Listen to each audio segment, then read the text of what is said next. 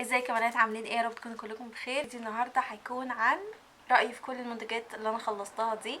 خلصت حاجات كتير زي ما انتم شايفين من ميك اب وسكين كير. فاعتقد كده ان الفيديو ده هيبقى على جزئين، فيديو للميك اب وفيديو للسكين كير. فهتعرفوا من عنوان الفيديو ده اذا كان ده البارت الاول ولا البارت التاني ولا هو فيديو واحد بس. لو حابين تعرفوا رأيي في المنتجات اللي انا خلصتها دي ايه وهل هشتريها تاني ولا لا، تابعوا الفيديو للاخر. ولو اول مره تشوفوني انا مها المردني، ولو حابين تشوفوا فيديوهات اكتر ما تنسوش تشتركوا في القناه وتفعلوا الجرس وتعملوا لايك وشير عشان يوصل لاكتر عدد من البنات لو عجبكم الفيديو. وبس كده، يلا نبدا الفيديو.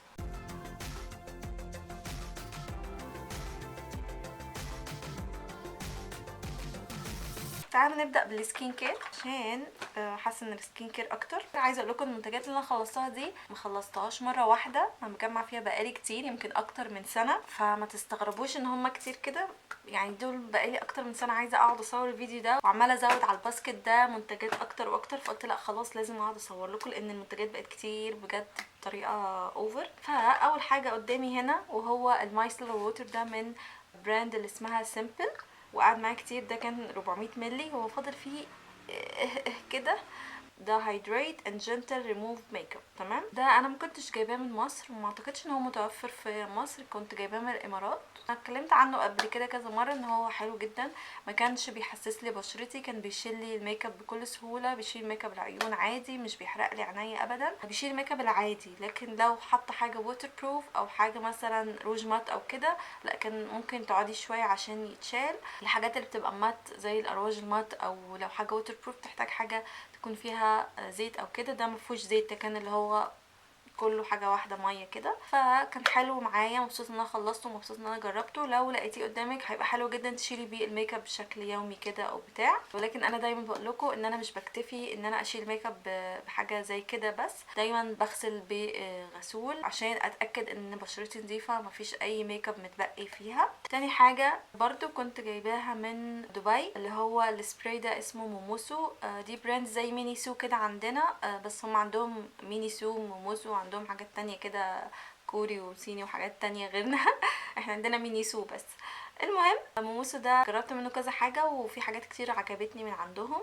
ده كان اللي هو هايدريتنج سبراي بالروز، المفروض ان هو بيرطب ويهدي البشرة.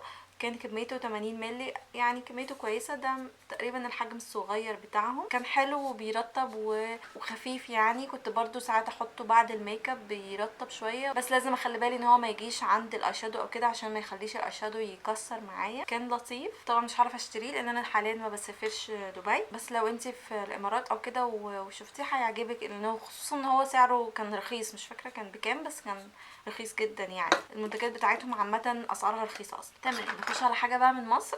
اللي هو الريكسونا ده برضو من الحاجات اللي مخلصاها من فتره. ده اللي اسمه ريكسونا موشن سنس باودر دراي. المهم ان هو بيقولك ده سبراي ضد العرق، بيخليكي يعني فريش كده لحد 48 ساعه، حمايه مع الحركه، اللي هو موشن اكتيف. المفروض مثلا لو هتروحي الجيم ولا حاجه تحطيه وبتاع. هو ريحته فاضيه بس بحاول اشمه، هو فعلا في ريحه زي الباودر بتاعه البيبي باودرز اللي هي زي جونسون والحاجات دي، تحسوا ريحته حاجه كده. هو كان كويس بس ما كانش اقوى حاجه، يعني في الصيف او كده ومع الحركه الجامده ممكن ده مش هيبقى كفايه بالنسبه لك لو انت بتعرقي كتير او كده. ما اعتقدش ان انا هشتري منه تاني، ما كانش اقوى حاجه. حاليا بستخدم حاجه تانية عجباني اكتر. كمان خلصت ده اللي هو مويسترايزنج بودي ووش، اللي هو غسول للجسم، او اسمه ايه، كان بالتوت البري بتاع ده جامد جدا. ده الفكره بتاعته ايه، ان هو بيرطب البشره، هو زي كريم كده، ما كانش جل او صابون او مش عارفه، هو زي كريم بس لما تحط على الليفه وتعمليه بالميه كده بيبتدي يعمل زي رغوه. كان بينظف البشرة حلو جدا وفي نفس الوقت بيرطب الجسم جدا جدا. فده من الحاجات اللي لو لقيتيها في باسم بادي ورك انصحك تجربيها، هيعجبك جدا جدا جدا. يمكن ده من الحاجات اللي underrated محدش بيتكلم عنها خالص، بس ده يستاهل اكتر من يمكن البادي ميست مثلا اللي عندهم. انا عجبني اكتر بكتير، ريحته حلوه، بس انا بالنسبه لي حاجات الشاور جيل وكده اصلا ما بيبقوش ثابتين يعني، وريحته فظيعه. ريحه التوت كده مسكر وعسول كده، انا بحب ريحه التوت. انا مش عارفه هو توت بس وزعتر بري ومسك ابيض. مسك ابيض هو ده اللي مخلي ريحته حلوه قوي. كمان كنت مثلا بحب استخدمه في الشتاء، بستخدمه في الشاور وبطلع خلاص ببقى انا كده ايه نضفت وفي نفس الوقت اترطبت، مش محتاجه ان انا احط اي لوشن او اي حاجه على بشرتي، خصوصا الدنيا بتبقى ساقعه جدا جدا وما ببقاش مستحمله اي حاجه ساقعه على جسمي. ايه ده، هو لسه في حته اهي. بصوا ده شكله بيبقى زي كريم كده، فطبعا انتوا هتقولوا ازاي ده، بس لا، لما يجي عليه ميه بيبتدي ان هو يعمل رغوه او كده. ممكن نغسل بيها ايدينا. بصوا تحسوا ان انتوا بتدهنوا كريم، فبجد تحفه. من الحاجات كمان اللي خلصتها التونر ده من باي فيس، تقريبا اسم البراند كده، مكتوب عليه ان هو لوشن تونيك. تمام، ده كان كميته 500 مللي، فكميته كبير. ده اكبر تونر انا جبته في حياتي، كبير جدا وقعد معايا كتير جدا جدا. المفروض ان هو جنتل على البشره، وده بالروز ووتر ومناسب لكل انواع البشره، وبيجي شكله كده من فوق اللي هو كده زي الاسيتون مثلا، وبتحطيه على القطنه. ريحته ميه ورد يعني. انا ما حسيتش ان هو فرق قوي مع بشرتي، يعني تونر عادي. انا اصلا لغايه دلوقتي ما فيش تونر جربته حسيت ان هو ده تونر فظيع فرق في بشرتي قوي. ما حسيتش باي حاجه كده جربتها، فكان عادي كويس، مش بينشف بشرتي، مش بيحسس بشرتي، ما طلعليش حبوب، فهو كويس. لو عايزه تجربيه حلو مش وحش. كميته كبيره جدا فهيوفر معاكي انك مش هتشتري تونر لفتره طويله. هل هشتري منه تاني؟ ما اعتقدش، زي ما قلت ما حسيتش ان هو فرق في بشرتي وعمل حاجه. لو لقيت عليه عرض ممكن ارجع اجيبه عشان مثلا سعره كويس وحجمه كبير، بس دلوقتي مفيش حاجه سعرها كويس، فهو معرفش سعره دلوقتي بقى بكام. وبرده بتاع باسم بادي وركس معرفش سعره بكام، ومعرفش اي اسعار عشان بقولكوا الحاجات دي مخلصاها بقالي كتير. يمكن ده الحاجات اللي لسه مخلصاها من قريب، معرفش سعره برضه لانه مشتريه بقالي كتير. في حاجه بقى غريبه قوي لاحظتها دلوقتي، ان هو مكتوب عليه صلاحيته 6 شهور بس. مين اللي هيستخدم البتاع العملاق ده في 6 شهور؟ انا مش عارفه. من الحاجات بقى اللي عجبتني ورجعت اشتريت منها تاني هو محلول العدسات ده من ديزيو او ديسيو، مش عارفه بتتقال ازاي، بس عجبني قوي يعني، محسسليش عينيا، بيحافظ على اللينسز. يعني كنت بحط اللينسز فيه مثلا واسيبها بالشهور بلاقيها لسه شغاله وحلوه، بس معملوش كده دايما تفتحوا وتزودوا عشان المحلول بيقل مع الوقت. قعد معايا حبه حلوين، عشان بقول لكم انا ما كنتش بستخدم لينسز كتير. كميته تعتبر كويسه، 100 مللي، وسعره حلو مش غالي. مش فاكره بكام، بس يعني سعره مش غالي، فيعتبر حلو، اوبشن حلو جدا. سعره معقول. الناس اللي تحب تلبس لينسز ومش عايز تشتري حاجه تكون غاليه، لان محاليل العدسات اسعارهم معرفش ليه عامله كده، فده يعتبر اوبشن حلو قوي وسعره كمان كويس. وزي ما قلت لكم انا اوريدي اشتريت واحد تاني من ده. في كمان من باث اند بادي وركس خلصت البادي ووش ده برضو من عندهم، او الشاور جيل. ايوه هو اسمه شاور جيل، انا عماله اقول انا ما بقولش عليه بادي ووش. اسمه شاور جيل. هو بقى الشكل العادي بتاعهم ده المشهور.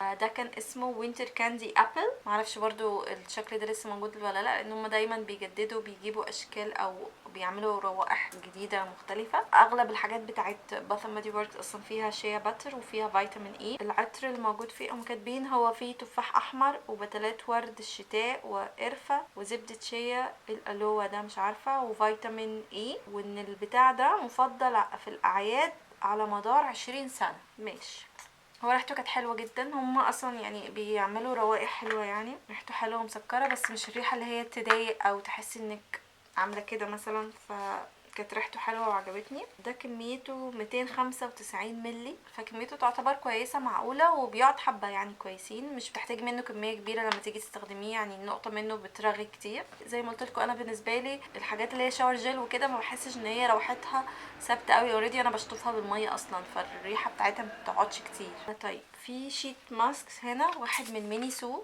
كنت مجربه الشكل ده كان بالاورنج بلوسوم، والمفروض ان هو بيرطب وبيدي جلو للبشره. ده برضو كنت جايباه من فتره طويله وخلصته من زمان. عجبني، حلو. بحس ان هو حاجه كده سريعه، بحبهم اكتر قبل المناسبه، يعني عندي مناسبه وبتاع فاقوم حاطه حاجه كده بتخلي البشره شكلها حلو قوي. السيروم اللي فيه كميته كبيره، ممكن بستخدم السيروم ده تاني يوم مثلا، بحطه في التلاجة وتاني يوم اخده ارطب بيه وشي تاني او ايديا او كده، فكميته كبيره. سواء ده او برضو اللي هو بتاع موموسو ده، ده اللي هو بالبلو بيري، وبرده بيرطب البشرة. وكان نفس الكلام برضو، السيرم اللي فيه كان كميته كبيرة جدا، يعني استخدمتها على مرتين. مش بعتمد عليها بشكل يومي، يعني لو عندي مناسبة بحب ان انا ادلع نفسي كده ولا، وبحس بفرق بصراحة لما بستخدمه. وبحب قبل الميك اب كده بيخلي شكل البشرة ناعم فحلوين. لو لقيتوا الشيت ماسك دول بتوعهم حلوين، وانا مكنتش جايباهم من مصر فكان سعرهم رخيص.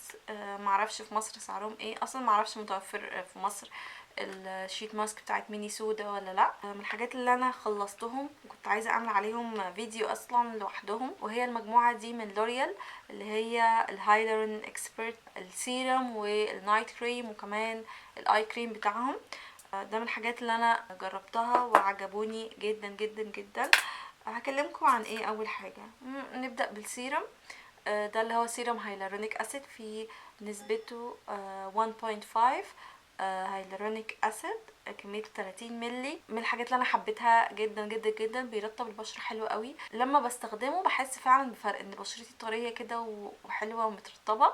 من الحاجات اللي انا عايزه ارجع اشتري منها تاني. حاليا انا بجرب سيرم تاني، بس حاسه يعني يمكن ده ترطيبه اعلى حاجه بسيطه من اللي انا بجربه حاليا. اعتقد ممكن ارجع اشتريه تاني لو نزل عليه سيل وعليه عروض وحاجات، ممكن اجيبه تاني لانه كان حلو قوي. بتحسي ان البشره طريه كده ولذيذه فعجبني جدا جدا. برضو بالنسبه لكريم العين، الحاجات اللي انا حبيتها جدا جدا واكيد هرجع اشتري منه تاني، لان كريمات العين اللي عندي خلاص بتخلص. ده اللي هو اسمه برضو هايلورون اكسبرت اي كريم. مكتوب ان هو بيرطب ويعزز مرونة البشرة لمحيط العين. من الكريمات العين الحلوة جدا جدا، فعلا كنت بحس ان هو بيرطب العين، قوامه حلو.